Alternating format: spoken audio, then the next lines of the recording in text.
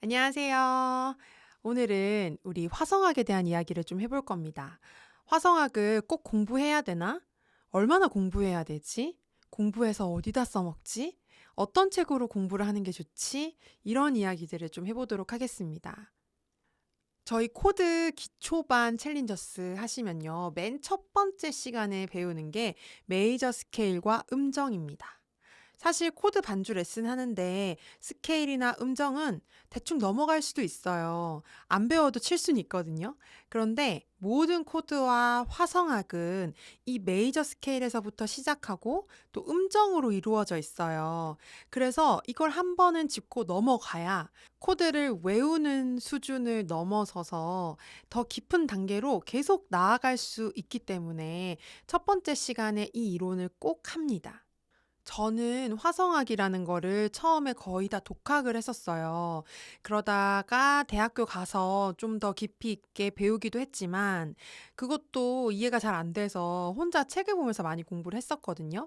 그때는 유튜브 같은 것도 없고, 네, 그때 유명했던 책은 클래식 화성학에서도 많이 보는 음악 통론책, 그리고 이제 실용음악에서 쓰는 경음악 편곡법, 또 버클리 스타일의 재즈 화성학, 그다음에 제가 일본에서 건너온 책인데 뭐 연두 색깔로 재즈 하모니 뭐 이런 책이 있었어요. 제가 후지들 한번 띄워 보여드릴게요. 당시에 우리나라 사람이 쓴 화성학 책이 많지 않았어요. 그런데 고급 화성학은 번역이 어렵게 돼 있으면 진짜 이해하기가 어렵더라고요.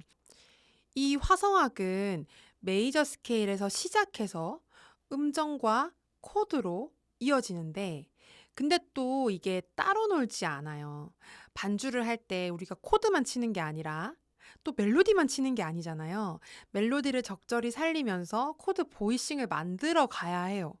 또 코드 편곡, 리하모니제이션을 하려면 이 멜로디는 정해져 있는데 그 멜로디에 코드를 새롭게 구성을 하는 거죠. 또 작곡은 이제 코드를 먼저 정해놓고 들으면서 멜로디를 그 위에 이제 만들어 나가기도 하잖아요. 멜로디와 코드는 이렇게 뗄래야 뗄 수가 없어. 그런데 이 코드와 멜로디는 스케일 위에 있는 거, 스케일 도레미파솔라시도 우리 메이저 스케일만 알고 계신 분들도 있는데 스케일의 종류가 굉장히 많습니다. 우리가 초등학교, 중학교 때도 배웠어요.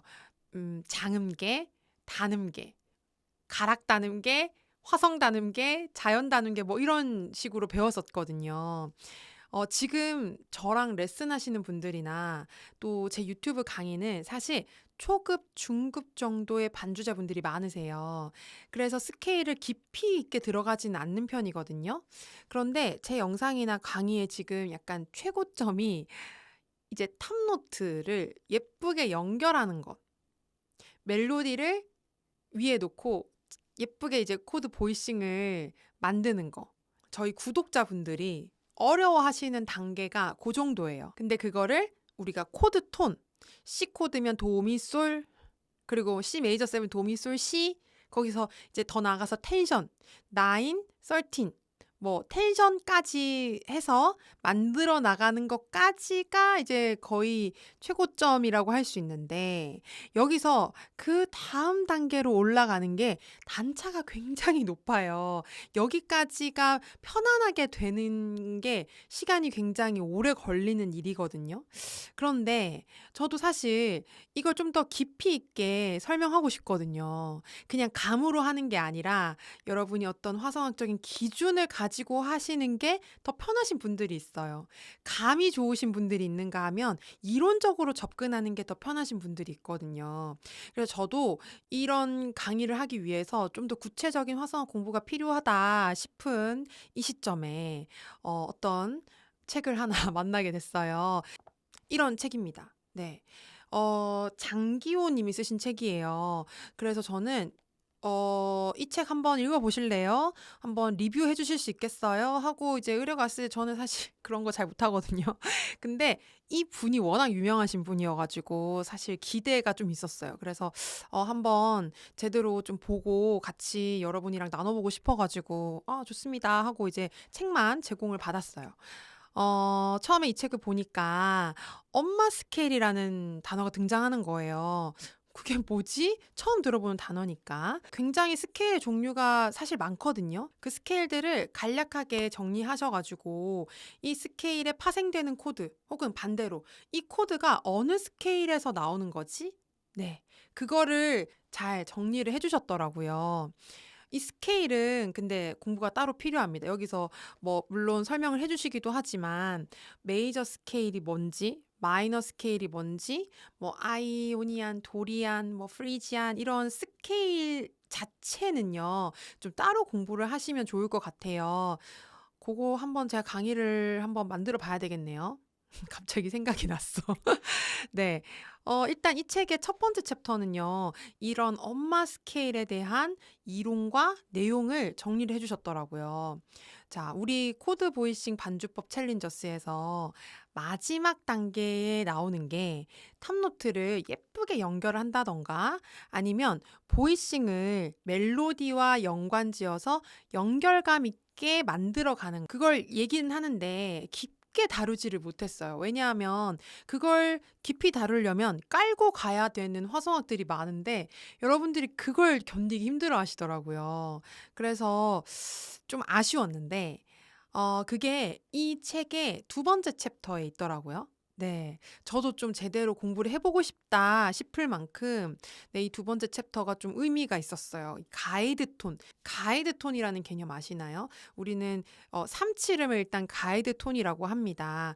오른손에서 꼭 잡아야 되는 보이싱의 뼈대가 되는 음을 가이드 톤이라고 하거든요. 최소 두 개 음이겠죠. 그래서 그 가이드 톤을 어떤 식으로 연결할 것인가에 대한 굉장히 많은 아이디어들을 보여주고 계세요. 네, 그래서 정말 좋았어요. 그리고 세 번째 챕터에는 이제 정해져 있는 멜로디에 우리가 코드를 붙일 때 어떤 힌트를 얻어서 코드를 붙이는가. 우리는 대충 솔, 라라는 멜로디가 있다. 그러면 이게 만약에 C키예요. 그러면 C키에 있는 몇 개 코드 있죠? 솔을 포함하는 C, 뭐 E 마이너, G 뭐 이런 코드들을 대체적으로 쉽게 생각을 하잖아요. 그런데 여기서는 나올 수 있는 모든 코드를 다 보여주셔요. 아리랑을 가지고 보여주시는데, 와, 이런 방법도 있구나. 이렇게 아주 보편적인 코드 진행을 위주로 사용하셨던 분들은 그 다음 단계로 나아가고자 하신다면 굉장히 도움이 많이 될 것 같습니다. 저도 한번 쭉 이렇게 훑어보면서 개괄적으로만 이해를 했는데 좀 구체적으로 보고 공부를 해보려고 합니다. 근데 화성학을 사실 혼자 공부하기가 쉽진 않아요. 그래서 뭐 영상을 참고하기도 하고 요즘은 유튜브도 잘 돼 있고 그죠?